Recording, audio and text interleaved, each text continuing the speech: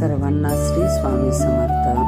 अधिक मासमध्ये ही गोमातेच्या पायाची ही एक सेवा नक्की करा। तर तांदळाचे पीठ घ्यायचे आहे, तांदळाच्या पिठाने ही सेवा करायची आहे। जागा स्वच्छ पुसून घ्यायची, त्यावर लाल वस्त्र अंथरायचे आणि त्यावर गोमाताचे चरण काढायचे। 7 6 5 5 4 3 3 2 1 असे 33 काढायचे आहे।